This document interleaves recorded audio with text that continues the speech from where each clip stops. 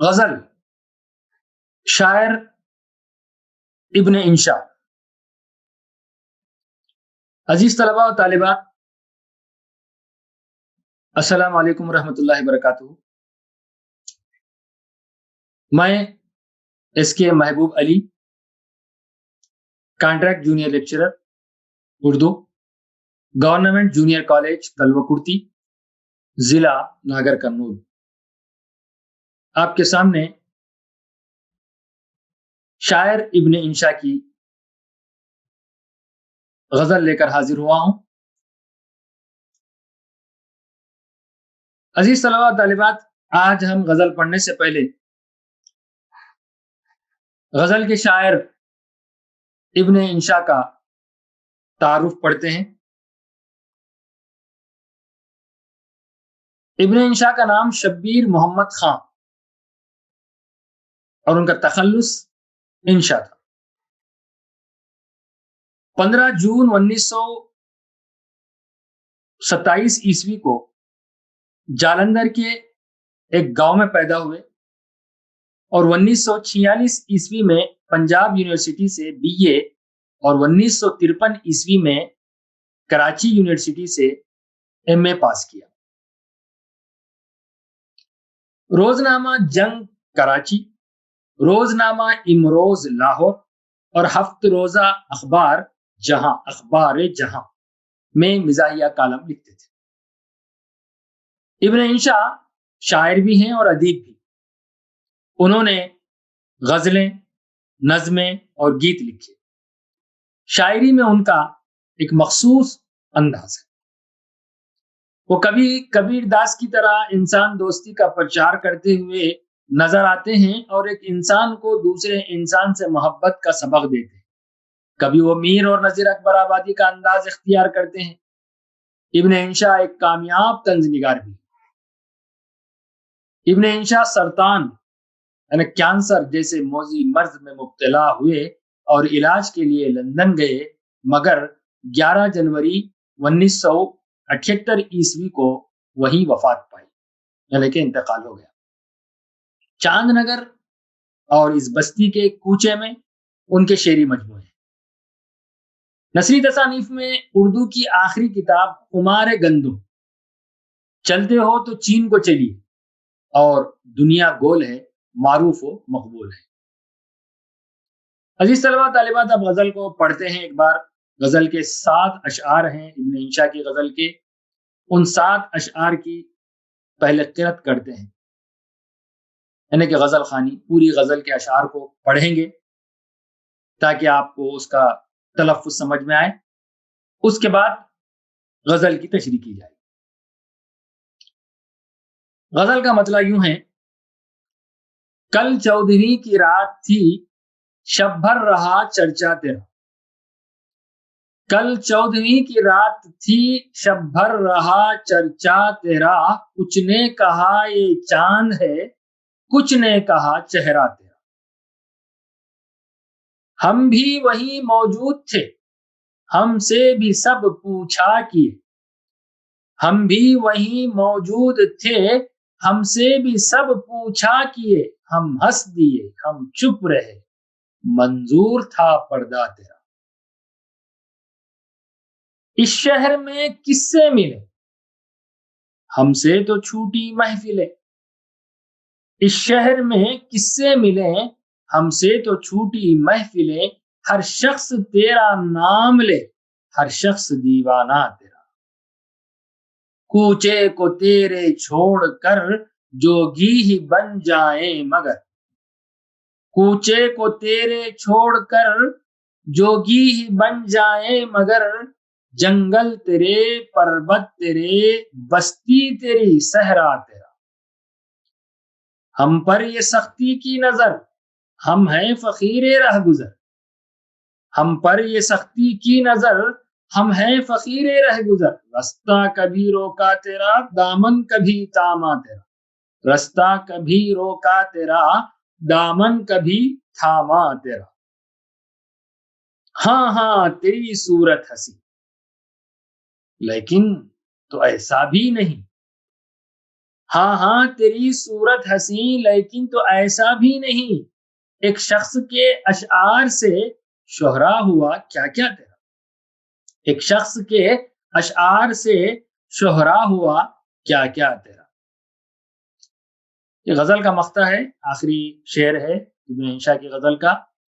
بے درد سننی ہو تو چل، کہتا ہے کیا اچھی غزل، بے درد سننی ہو تو چل، کہتا ہے کیا اچھی غزل، عاشق تیرا رسوا تیرا شاعر تیرا انشا تیرا، عاشق تیرا رسوا تیرا شاعر تیرا انشا تیرا۔ عزیز طلباء و طالبات، ہم نے ابھی غزل کے جو 7 اشعار تھے ان اشعار کو پڑھا ہے۔ اب آگے اشعار کی تشریح کی جائے گی، غور سے توجہ کے ساتھ سماعت فرمائیں۔ سب سے پہلے غزل کا مطلب آپ کے سامنے پیش ہے۔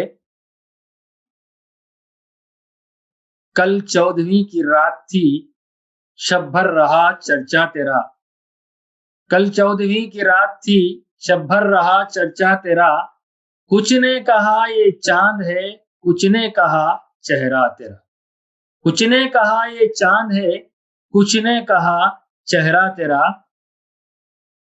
یہ شعر ابن انشا کی غزل سے لیا گیا، یہ حوالہ ہے۔ ہم کو یہ بتانا ہے کہ یہ شعر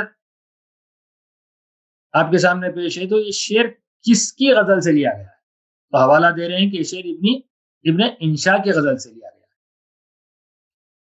اور یہ غزل کا مطلع ہے، پہلا شعر ہے۔ اب مطلع کی تعریف بھی دیکھ لیجئے۔ لفظ مطلع طلوع سے بنا ہے، جس کے معنی آغاز یا شروع ہونے کے۔ شاعری کی اصطلاح میں غزل کے پہلے شعر کو جس کے ذریعے شاعر اپنی بات شروع کرتا ہے اسے مطلع کہتے ہیں۔ مطلع کے دونوں مصرے ہم قافیہ ہم ردیف ہوتے ہیں، مطلع یعنی پہلا شعر، اور دو مصروں کا ایک شعر، اس کے پہلا مصرے میں بھی قافیہ اور ردیف کا استعمال ہوتا ہے، اور دوسرے مصرے میں بھی قافیہ اور ردیف کا استعمال ہوتا ہے، اسی لیے دونوں مصرے ہم قافیہ ہم ردیف ہوتے ہیں۔ عزیز طلباء و طالبات، آپ نے اس سے قبل بھی ہوئے کلاسز میں قافیہ اور ردیف کی تعریف سنی ہوگی، لیکن پھر اعادے کے طور پر آپ کے سامنے جو ہے قافیہ اور ردیف کی تعریف کی جا رہی ہے، کیونکہ مطلع میں اس کا تذکرہ ہے۔ قافیہ کی تعریف یوں ہے: غزل کے مطلع کے دونوں مصروں اور باقی اشعار کے دوسرے مصرے میں ردیف سے قبل، ردیف سے پہلے استعمال ہونے والے ہم وزن لفظ یا الفاظ کو قافیہ کہتے ہیں۔ ہم وزن مطلب جتنے بھی الفاظ قافیے کے طور پر استعمال ہوتے ہیں ان تمام الفاظ کا وزن یعنی کہ بحر ایک ساں ہوتا ہے۔ غزل میں قافیے کا استعمال تغزل پیدا کرنے کے لیے ہوتا ہے۔ انشا کی غزل میں قافیہ یوں ہیں: چرچا، چہرہ، پردہ وغیرہ۔ چرچا، چہرہ، پردہ یہ تین بھی مختلف الفاظ ہیں، لیکن اس کا جو وزن ہے وہ ایک ہے، اسی لیے اس کو ہم وزن الفاظ کہتے ہیں۔ ردیف کی تعریف: غزل کے مطلع کے دونوں مصروں اور باقی اشعار کے دوسرے مصرے میں قافیے کے بعد مسلسل استعمال ہونے والے لفظ کو ردیف کہتے ہیں۔ انشا کی غزل میں ردیف تیرا ہے۔ آپ نے پڑھا ابھی آپ کے سامنے پڑھی گئی غزل، اس کی جو ہے انشا تیرا، چہرہ تیرا، یہ جو تیرا ہے، تیرا لفظ وہی ہوتا، قافیے میں الفاظ بدلتے ہیں، وزن نہیں بدلتا، وزن وہی رہتا ہے، اور ردیف میں ایک ہی لفظ بار بار استعمال ہوتا ہے، مطلع کے دونوں مصروں میں، غزل کے پہلے شعر کے دونوں مصروں میں اور اس کے بعد آنے والے ہر شعر کے دوسرے مصرے میں خافیہ کا بھی استعمال ہوتا ہے اور ردیف کا بھی استعمال ہوتا ہے۔ خافیہ مختلف الفاظ ہوتے ہیں، مختلف لفظوں کا استعمال ہوتا ہے، لیکن اس کا وزن ایک ہی ہوتا ہے۔ اس کے برعکس ردیف ایک ہی لفظ کو دہرایا جاتا ہے خافیے کے بعد غزل کے پہلے شعر کے دونوں مصروں اور اس کے بعد آنے والے ہر شعر کے دوسرے مصرے میں خافیے کے بعد ردیف کا استعمال ہوتا ہے، اور وہ لفظ ردیف کا جو ہوتا ہے وہ ہر بار دہرایا جاتا ہے۔ اب دیکھیے، یہ شعر ہے، یہ پہلا مصرع ہے، یہ دوسرا مصرع ہے۔ دو مصروں پر مشتمل ایک شعر ہوتا ہے، اور ایک اگر مصرع ہے تو اس کو آدھا شعر کہتے ہیں۔ اب یہ پہلا مصرع ہے غزل کا، غزل کے شعر کا، مطلع کا۔ کل 14ویں کی رات تھی، شبر رہا چرچا تیرا۔ اب اس سے پہلے آپ کو بتایا گیا تھا کہ خافیے کی مثالیں دی گئی تھیں جس میں چرچا بھی تھا، چہرہ بھی تھا۔ اب یہاں پہ آپ کو پھر ایک مرتبہ بتایا جا رہا ہے کہ چرچا، چہرہ، دونوں کا لفظ وزن ایک ہی ہے لیکن الفاظ مختلف ہیں۔ چرچا، پہلے مصرے میں چرچا آیا، دوسرے مصرے میں چہرہ ہے، یہ ہم وزن الفاظ ہیں۔ تیرا، یہ ردیف ہے، دوسرے مصرے میں بھی تیرا آیا۔ اسی طریقے سے آنے والے مطلع کے بعد آنے والے ہر شعر کے دوسرے مصرے میں خافیہ کا استعمال ہوتا ہے اور ردیف کا استعمال ہوتا ہے۔ کل 14ویں کی رات تھی، شبر رہا چرچا تیرا، چرچا خافیہ، تیرا ردیف۔ کچھ نے کہا یہ چاند ہے، کچھ نے کہا چہرہ تیرا، چہرہ خافیہ، تیرا ردیف۔ اب اس شعر کی تشریح سنیے۔ غزل کے مطلع میں شاعر اپنے محبوب کے حسن کی تعریف کرتا ہے۔ 14ویں رات کو جب چاند مکمل روشن ہوتا ہے اور ادھر محبوب بھی بام پر کھڑا اپنے محبوب کے جلوے پیش کرتا رہتا ہے، یعنی محبوب 14ویں کا چاند بھی ہے اور ادھر اب اس شاعر کا محبوب بھی جو ہے کھلے آسمان پر یعنی کہ چھت پر کھڑا ہوا، اوپر کے حصے میں کھڑا ہوا اپنے جو ہے حسن کے جلوے پیش کر رہا ہے۔ تو شاعر کو یہ احساس نہیں ہوتا کہ یہ چاند ہے یا محبوب کا خوبصورت چہرہ۔ شاعر نے اپنے محبوب کے روشن اور چمکدار چہرے اور اس کے حسن کو 14ویں رات کے خوبصورت چاند سے تشبیہ دی ہے کہ اس کا محبوب اس قدر حسین ہے کہ لوگوں کو 14ویں رات کے چاند اور محبوب کے چہرے میں فرق کرنا مشکل ہو رہا تھا، اور شاعر کے محبوب کا چرچا شب بھر جاری رہا، یعنی اس کے حسن کا چرچا۔ انسان اگر کسی کو چاہتا ہے تو اس کی تعریف کے مختلف طریقے اختیار کرتا ہے۔ شاعر نے اپنے محبوب کے حسن کو خوبصورت چاند سے تشبیہ دی۔ مرکزی خیال یہ ہے کہ شاعر کا محبوب اس قدر حسین ہے کہ 14ویں رات کے موقع پر لوگوں کو یہ اندازہ کرنا مشکل ہو گیا کہ وہ چاند دیکھ رہا ہے یا محبوب کا چہرہ۔ انشا کی غزل کا دوسرا شعر ہے، ہم بھی وہیں موجود تھے، ہم سے بھی سب پوچھا کیے۔ ہم بھی وہیں موجود تھے، ہم سے بھی سب پوچھا کیے، ہم ہنس دیے، ہم چپ رہے، منظور تھا پردہ تیرا۔ ہم ہنس دیے، ہم چپ رہے، منظور تھا پردہ تیرا۔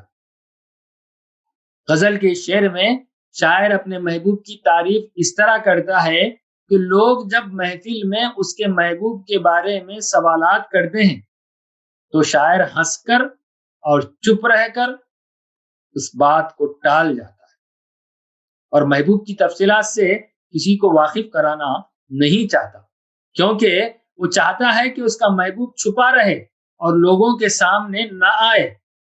عشق کے معاملے میں یہ ادب ہے کہ اپنے محبوب کے بارے میں کسی کو نہ بتایا جائے۔ شاعر محفل میں موجود اپنے محبوب کا ذکر کسی سے نہیں کرتا کیونکہ اسے محبوب کا پردہ منظور تھا۔ اس کا محبوب چھپا رہنا منظور تھا اور وہ لوگوں کے پوچھنے پر بھی چپ رہ کر اپنے محبوب کی عزت بڑھاتا ہے۔ یہ غزل کا تیسرا شعر ہے۔ اس شہر میں کس سے ملے ہم سے تو چھوٹی محفلیں، اس شہر میں کس سے ملیں ہم سے تو چھوٹی محفلیں، ہر شخص تیرا نام لے، ہر شخص دیوانہ تیرا، ہر شخص تیرا نام لے، ہر شخص دیوانہ تیرا۔ غزل کے اس شعر میں شاعر ابن انشا کہتے ہیں کہ وہ آپ محفلوں میں نہیں جا رہے ہیں اور کسی سے بھی ملنا جلنا بند کر دیے ہیں، کیونکہ جہاں کہیں جاتے ہیں شاعر کے محبوب کا نام ان کے سامنے آ جاتا ہے اور لوگ اس کے ہی دیوانے لگتے ہیں۔ اپنے محبوب کی اس قدر شہرت دیکھ کر شاعر کا دل محفلوں میں شرکت سے اچاٹ ہو گیا ہے۔ یہ بھی محبوب کی حسن کی تعریف کا ایک طریقہ ہے جو شاعر کر رہا ہے کہ اس کی شہرت کے بیان سے اس کی تعریف کی جائے کہ میرے محبوب کی شہرت اتنی ہے اتنی ہے اتنی ہے، اس کی شہرت کا بیان کرتے ہوئے اس کی تعریف کی جائے۔ یہ بھی اپنے محبوب کے حسن کی تعریف کا ایک طریقہ ہے۔ عشق میں انسان شراکت نہیں چاہتا، یعنی کسی کو شریک کرنا نہیں چاہتا اپنی محبت میں، لیکن جب شاعر نے ایک ایسے محبوب سے عشق کر ہی لیا ہے جس کے دیوانے اور لوگ بھی ہیں، تو یہ کیفیت ہو جاتی ہے کہ انسان کسی سے ملنا نہیں چاہتا۔ شاعر کا محبوب سب کا محبوب ہے۔ اپنے محبوب کا عام چرچا جان کر شاعر لوگوں سے ملنا ہی چھوڑ دیتا ہے اور تنہائی اختیار کر لیتا ہے۔ یہ چوتھا شعر ہے۔ کوچے کو تیرے چھوڑ کر جوگی ہی بن جائے مگر،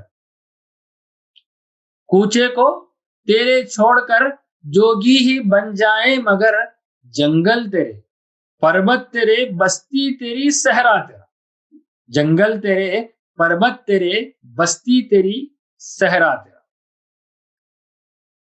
اس شعر میں شاعر محبت ہی کا تذکرہ کر رہا ہے جب سے، لیکن یہاں جس محبت کا تذکرہ، جس محبوب کا تذکرہ کر رہا ہے وہ مختلف ہے۔ شاعر اپنے عارضی محبوب کی گلی چھوڑ کر اپنے محبوب حقیقی خدا کی تعریف کرنے لگتا ہے کہ وہ جوگی بن کر جنگل جنگل پھرنا چاہتا ہے، کیونکہ جنگل، پہاڑ، بستی اور ریگستان سب خدا کے بنائے ہوئے ہیں اور اس کی نشانیاں ہیں۔ جہاں بھی جاؤ خدا کی نشانیاں دکھائی دیں گی، اور ان نشانیوں کو دیکھ کر شاعر اپنے محبوب حقیقی خدا کو یاد کرنا چاہتا ہے۔ حقیقی جو بندہ ہوتا ہے، جس کو خدا سے محبت ہوتی ہے، اس کا یہی حال ہوتا ہے کہ جس چیز کو بھی کائنات میں بنی، اللہ کی جانب سے تخلیق کردہ کسی بھی چیز پہ نظر پڑ جائے تو اس کو دیکھتے ہی اس کو خدا یاد آ جاتا ہے اور اس کی تعریف کرنے لگتا ہے کہ اللہ تو نے اس چیز کی کیسی تخلیق کی۔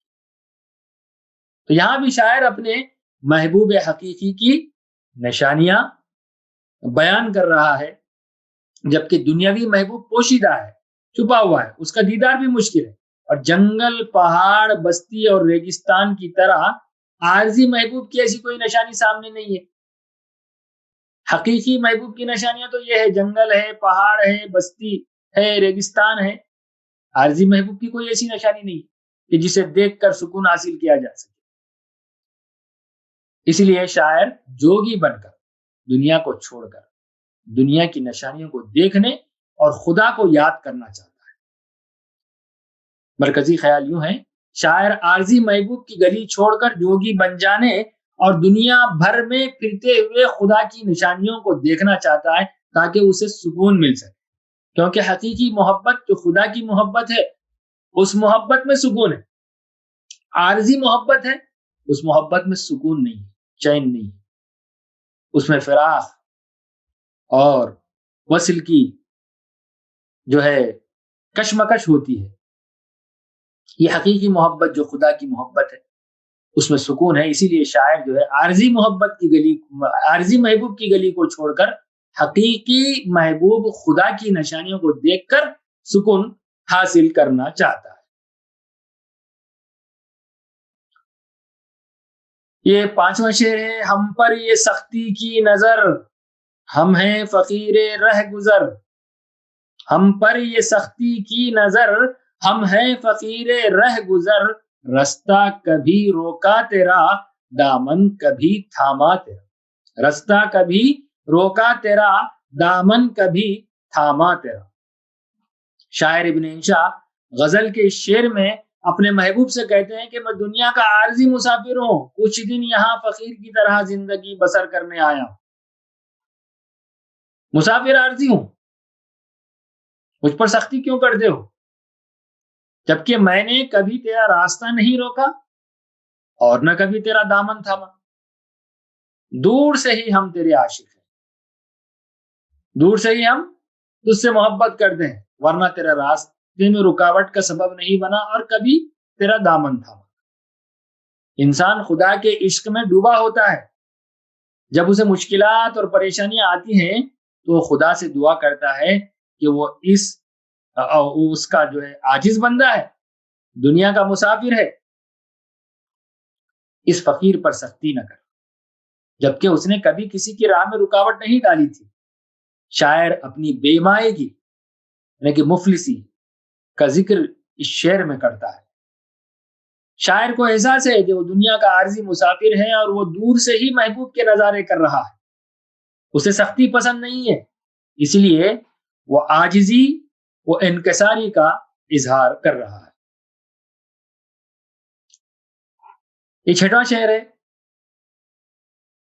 ہاں ہاں تیری صورت حسین لیکن تو ایسا بھی نہیں، ہاں ہاں تیری صورت حسین لیکن تو ایسا بھی نہیں، ایک شخص کے اشعار سے شہرا ہوا کیا کیا تیرا، ایک شخص کے اشعار سے شہرا ہوا کیا کیا تیرا۔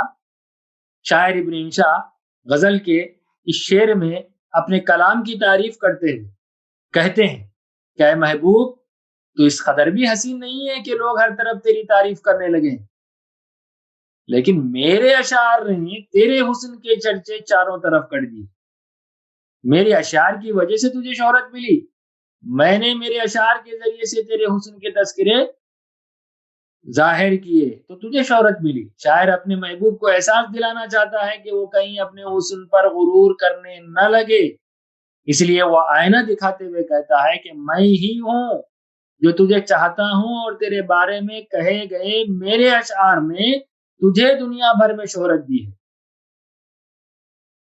دنیا میں اکثر یہ ہوتا ہے کہ کوئی چیز کسی کے کہنے سے مشہور ہو جاتی ہے، جبکہ حقیقت میں وہ اس قدر خوبصورت اور قابل قدر نہیں ہوتی۔ شاعر اپنے محبوب کے روبرو اپنی شاعری کی قدر کرواتا ہے اور دنیا والوں سے بھی کہتا ہے کہ اس کے کلام سے اس کی شہرت ہوئی ہے۔ مرکزی خیال، شاعر اپنے محبوب کو یہ احساس دلاتا ہے کہ اس کی شاعری کی سبب مشہور ہوا ہے، حقیقت میں وہ اس قدر مشہور نہیں۔ 7واں اور آخری شعر ہے غزل کا، اور یہ غزل کا مقطع ہے۔ غزل کا مقطع اس کو کہتے ہیں جو غزل کا آخری شعر ہوتا ہے جس میں شاعر اپنا تخلص استعمال کرتا ہے، یعنی کہ مختصر سا جو قلمی نام ہوتا ہے اس قلمی نام کو استعمال کرتا ہے۔ انشا، دوسرے مصرے میں جب انشا تخلص کے نشان کے ساتھ انشا کا جو نام آیا ہے، شاعر انشا کا، یہ تخلص ہے، اور شاعر جو ہے اپنی غزل کے آخری شعر میں جس کو مقطع کہتے ہیں اس میں اپنے تخلص کا استعمال کرتا ہے۔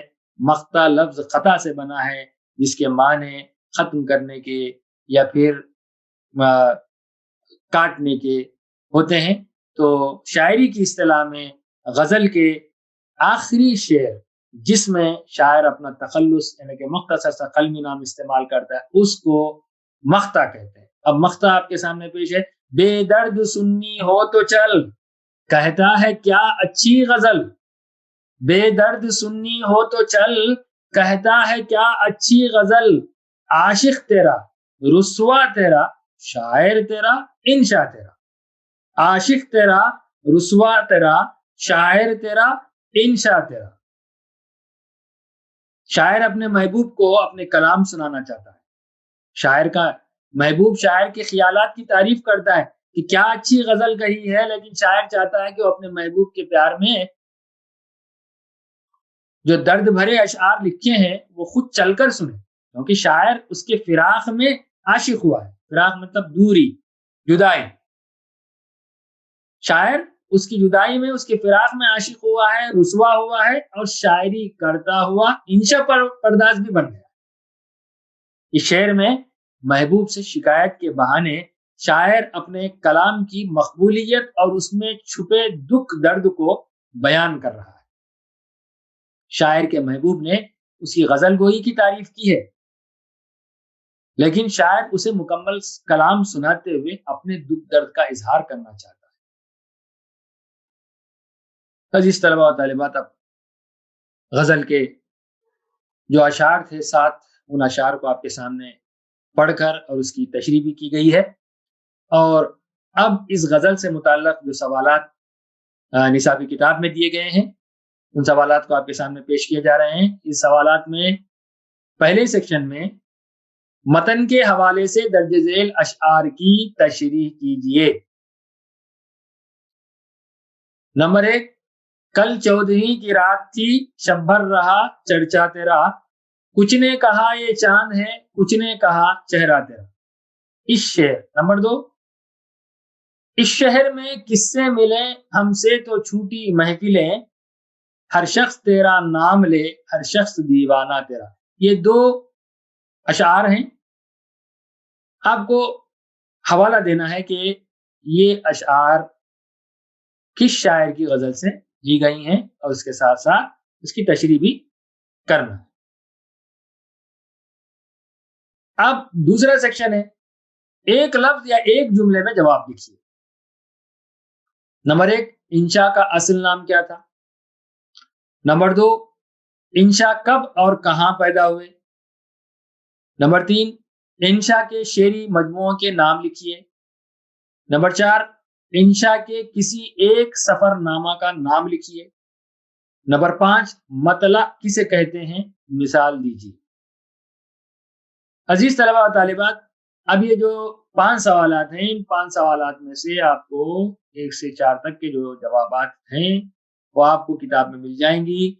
जैसा कि आपको शायर का जो तारुफ आपको पढ़ाया गया है, किताब में भी आप शायर का तारुफ मौजूद है, उसमें आप जो है देखें और उसमें से उसको पढ़ें तो आपको जवाब मिल जाएगा। और आखिरी जो 5वां जो सवाल है वो मतला है। मतला किसे कहते हैं, मतले की तारीफ की गई है, उसकी मिसाल भी आपको दी गई है इस दर्स में।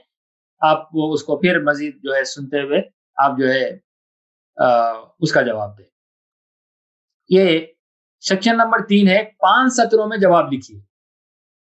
नंबर 1, इंशा के हालात जिंदगी पर एक नोट लिखिए। नंबर 2, इंशा की शायरी और नस्र निगारी की खुसूसियात बयान कीजिए। ये 2 सवालात हैं। ये 2 सवालात भी आपको लिखना है। 3 सेक्शन हैं, 3 सेक्शन के सवालात के जवाबात आपको देना है। और पूरी गजल की खिरात कीजिए, गजल के अशआर को पढ़िए, ताकि आपकी जो है उस गजल के अशआर में अशआर की जो है तलफ़्फ़ुज़ की अदायगी आपकी दुरुस्त हो जाए, इस्लाह हो जाए। फिर उसके साथ साथ ये जो सवालात दिए गए हैं उन सवालात के जवाबात दीजिए। अब ये गजल इब्न इंशा का इख्तिताम होता है। शुक्रिया।